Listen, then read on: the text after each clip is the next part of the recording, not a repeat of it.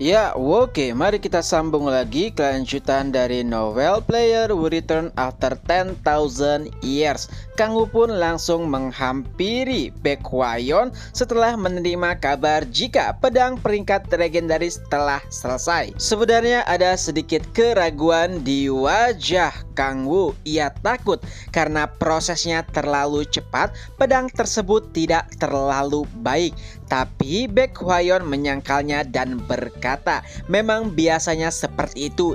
Yang sulit adalah proses pencarian bahan. Akan tetapi penyelesaiannya tidak terlalu sulit. Jadi tenang saja.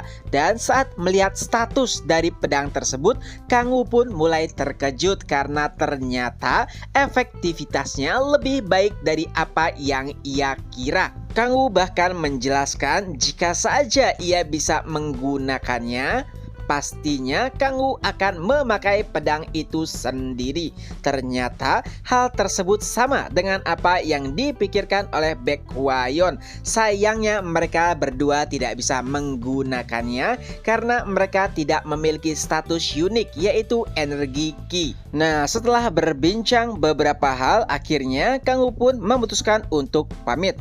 Tapi anehnya, setiap kali Kang Wu bergerak, Yongju selalu saja ikut. Ia bahkan bertanya, "Yongju, kenapa kau selalu ada setiap kali aku menuju kemari?" Yang dimaksud adalah Guit Hwarang. Tapi Yongju malah menjawabnya dengan sedikit kesal.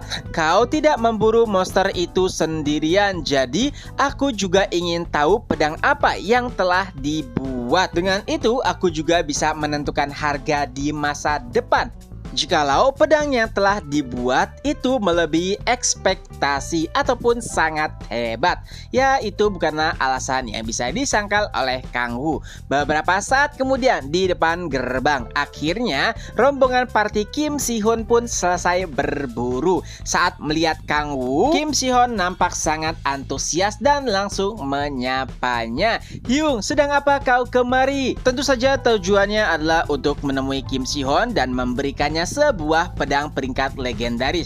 Tapi agar tidak dilirik oleh banyak orang, mereka pun pindah ke kediaman baru Kang Wu. Echidna langsung menyambut semua orang. Tentu saja Eunbi sangat penasaran. Ia pun bertanya, "Siapa kau?" Lalu Echidna menjawab, "Aku adalah makhluk panggilan Kang Wu." Nah, di sini Eunbi nampaknya sedikit salah paham karena ia mengira jika itu hanyalah sebuah permainan. Kang Wu meminta Echidna berpura-pura sebagai makhluk panggilannya. Ya, padahal memang benar jika Echidna merupakan makhluk panggilan Kang Wu.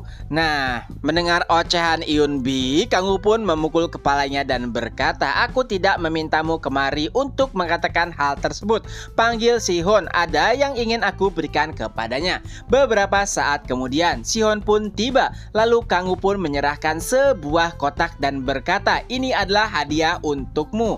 Lalu Si-hoon menjawab, "Hyung, apa ini?" Kang Wu kembali berkata, "Buka saja, kau akan mengetahuinya setelah membukanya." Dan alangkah terkejutnya Si-hoon saat membuka kotak tersebut, ternyata itu adalah sebuah pedang legendaris. Tentu saja awalnya Si-hoon merasa tidak pantas dan menolak pedang tersebut. Tapi Kang Wu memaksa dan membujuknya. Ia berkata, "Si-hoon, akulah yang memutuskan apakah kau layak dan juga tidak. Kau itu merupakan player yang sangat berbakat, jadi aku sangat yakin pedang ini akan sangat membantumu. Jadi buktikan hal tersebut kepadaku dan tunjukkan jika kau benar-benar layak."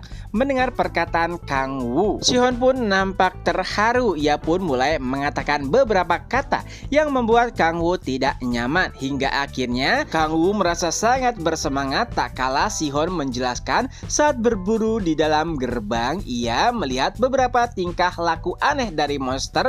Dan saat memeriksanya, ia pun mendapatkan sebuah kristal hitam. Ya, itu adalah kristal yang Kang Wu cari-cari. Bahkan kelompok Baek Hwa-yeon dan juga Yongju belum mendapatkan satupun kristal tersebut saat berburu di dalam gerbang selama 2 minggu lamanya. Senyum cerah mulai nampak jelas di wajah Kang Wu. Tapi tentunya itu masih membuat Kang Wu penasaran bagaimana Si-hoon mendapatkan 2 batu kristal iblis sekaligus, padahal Guild Hwoarang dan Red Rose sama sekali tidak bisa menemukannya setelah berburu 2 minggu lamanya. Kim Si-hyun pun mulai menjelaskan tepatnya hari ini dan kemarin saat mereka berburu ia merasakan hal yang tidak nyaman. Perasaan tersebut sama saat bertemu dengan Kang-woo pertama kali. Si-hyun pun mulai mencari sumber dari rasa tidak nyamannya tersebut dan saat itulah ia bertemu monster yang nampak aneh, tidak seperti monster kebanyakan. Tingkahnya seperti agak gila. Dan setelah membunuh monster tersebut, Si-hyun pun memeriksanya dan ia pun mendapatkan batu kristal iblis tersebut. Walaupun bentuknya lebih kecil daripada apa yang dimiliki oleh El Quarro, tapi itu masih sangat membantu Kang-woo. Kang-woo pun mulai menganalisa. Awalnya ia mengira jika itu karena ada energi iblis di monster yang ditanamkan batu kristal iblis, tapi ternyata itu tidak benar. Karena Kang-woo bertanya apakah ia merasakan hal yang sama kepada Echidna dan jawabannya adalah tidak. Berarti bukan energi iblis. Kamu pun mulai berpikir kembali dan saat itulah ia menemukan sebuah clue.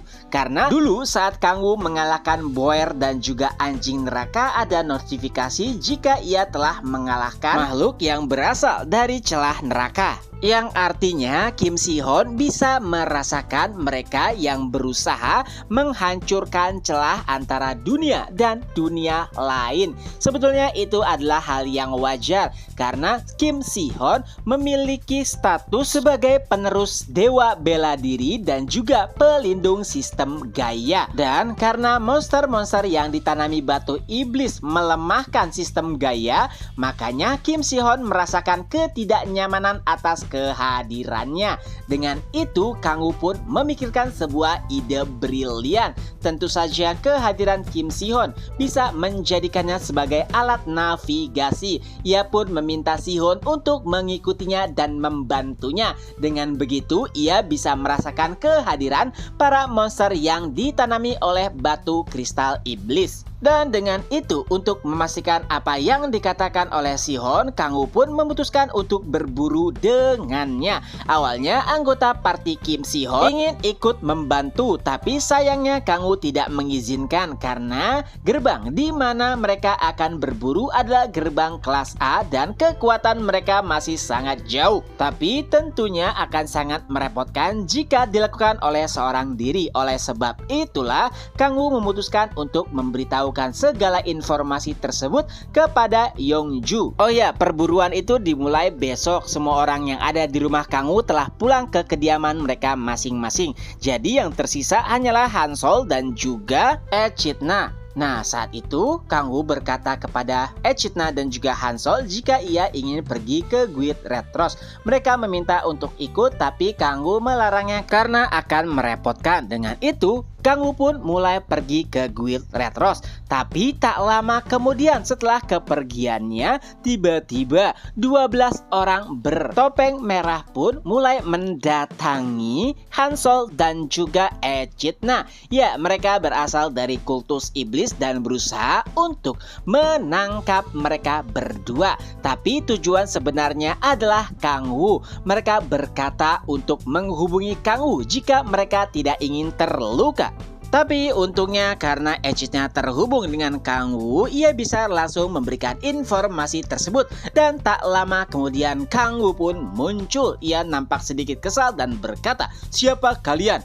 Apakah kalian berasal dari kultus iblis?" Tapi orang-orang bertopeng merah tersebut tidak ada yang mau menjawabnya. Mereka berkata, "Itu bukan urusanmu. Yang terpenting adalah ikuti kami jika tidak ingin terluka." Tapi tentu saja itu adalah pernyataan konyol. Karena tak lama kemudian salah satu lengan Echidna pun berubah menjadi lengan naga dan bam! Anggota kultus iblis yang menangkapnya pun terbang. Echidna dengan kesal juga berkata, "Yang boleh menyentuhku hanyalah Kang-woo seorang."